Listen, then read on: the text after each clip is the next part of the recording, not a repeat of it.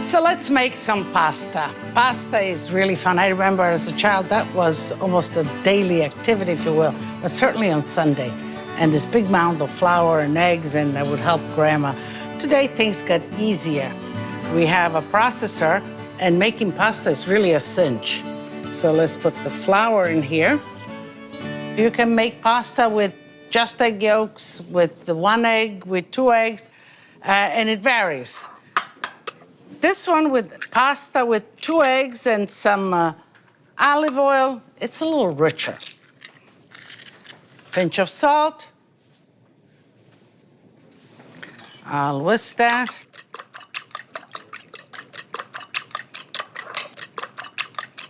Put some water in that.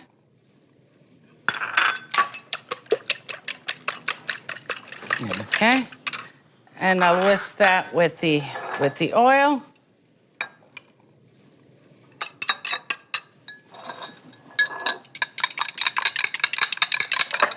All right, we are ready to. Let's just pulse it a little bit to get the ingredients mixed, and let's put it on.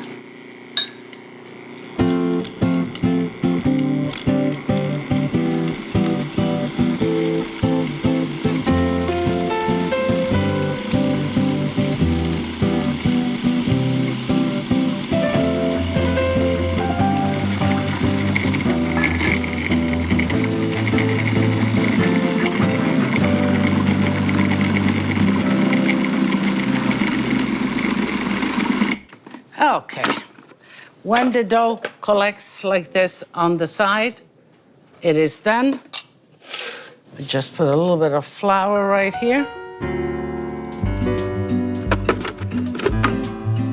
Fresh pasta is a favorite at my restaurants, Lidia's in Kansas City and Pittsburgh. And we'll get it into a nice bowl, just like that. Okay, nice and smooth. Wrap it in a plastic wrap. Let the dough rest like this for about a half an hour, and then we'll clean up and make the pappardelle, and we'll go on. But I have a question. And you know I love when you ask questions. You go to my social media and you ask Lidia. And this is from Adam Sampson from Martha's Vineyard in Massachusetts. And he asks, can fresh pasta be dried and stored to use another day? And can it be frozen? Really both. I mean, I remember when we made pasta as a girl, especially the long pasta like the pappardelle, Grandma would stretch it out on a cloth and leave it and cook it the next day. You can't keep it too long, but 2-3 days, absolutely. On the other hand, frozen, it stays as long as you want, 2-3 months, no problem.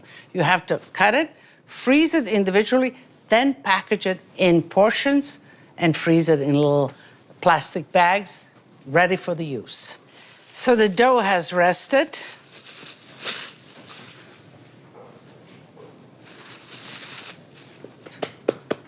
Give it some flour. We'll work 1 piece at a time and keep the rest of the dough covered. And we want the pappardelle are lozenges, long lozenges. They're beautiful, they're like ribbons. And they're delicious, especially with meat sauce, with pesto sauces. They're really good. Make sure you flour everything and you just get rolling. Now, if you have a pasta rolling machine, by all means, but hand rolling is just as fun.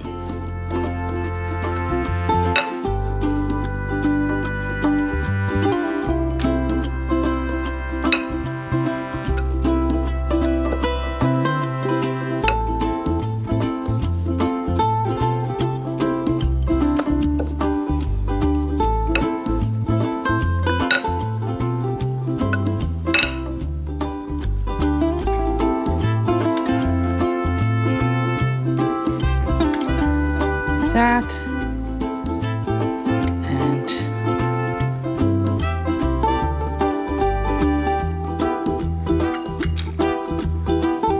these are pappardelle, just like that.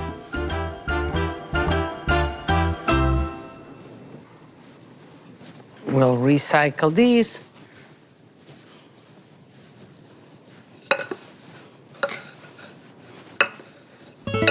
So basically, the pasta of my childhood was fresh pasta. It was kneaded with flour, some great eggs, and we made pappardelle, fettuccine, tagliatelle, garganelli. We put some potatoes in there. They became gnocchi.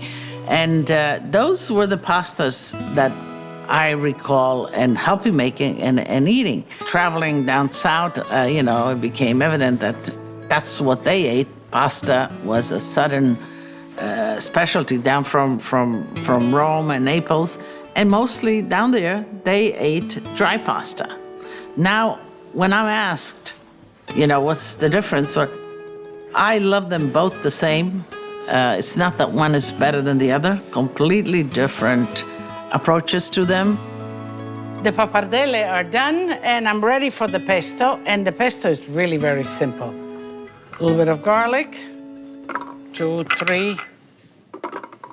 Basil leaves. Parsley leaves.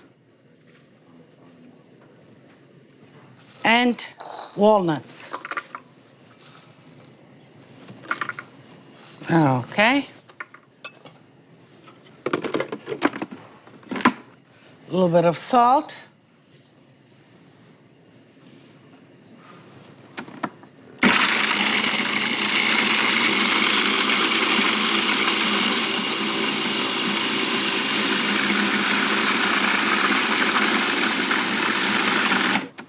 And the oil. And that's about it. It's finished. That's how simple it is. When you make pesto and you dress a pasta, you don't cook the pesto. The pesto goes on a hot pasta just in the bowl and you toss it. You put some cheese and that's the end of that. So here we are, a little bit of salt in the pasta water.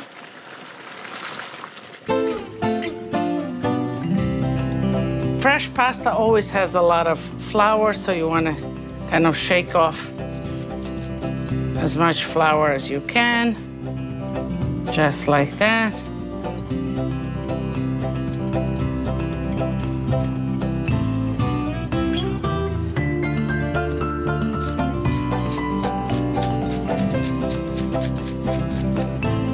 Boiling water, and you slowly just put them in.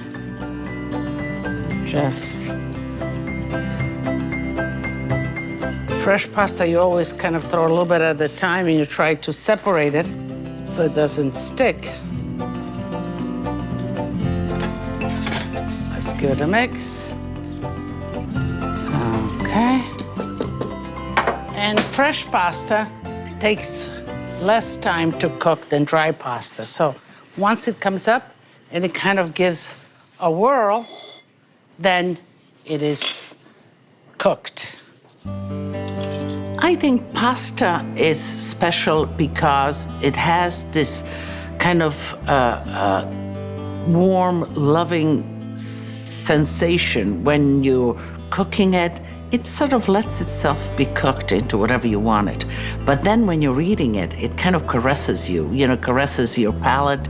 And then even as you ingest it, it's a great feeling as it goes down. And I think ultimately, because if cooked properly and balanced right, it just gives you all the element of a good life, a good feeling, not difficult to digest, releases a lot of energy, and it keeps you going.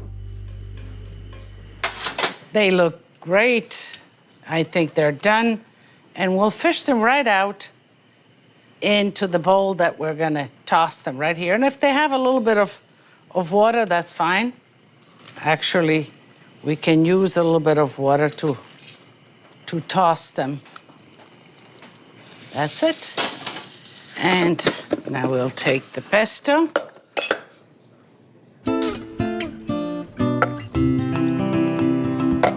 And we'll leave a little bit of the pesto behind just to see. You don't want to smother it. You just want to coat them with the sauce. And just toss them like that. I think we could use a little bit more here.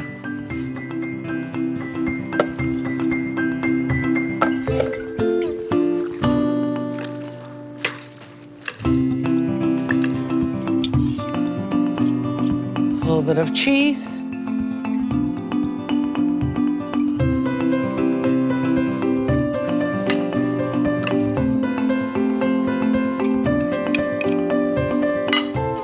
Voila, the pappardelle are done. Let me just clean them up a little bit because they are so beautiful.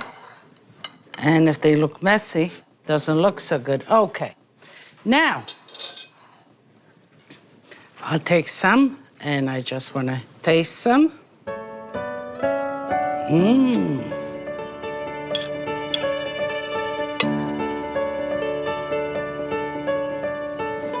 Okay.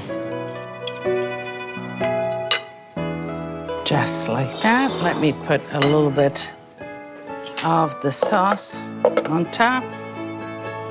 Just like that. Formaggio, a little bit of cheese. And this is ready to eat. You see how simple, but some of the best dishes are the simplest. And let me just take one of the pappardelle. Okay.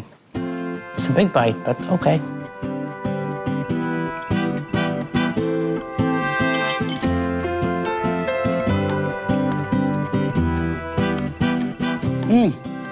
Extraordinary. What can I tell you? It's really good, really, really good. The pappardelle themselves are good. They have a nice bite.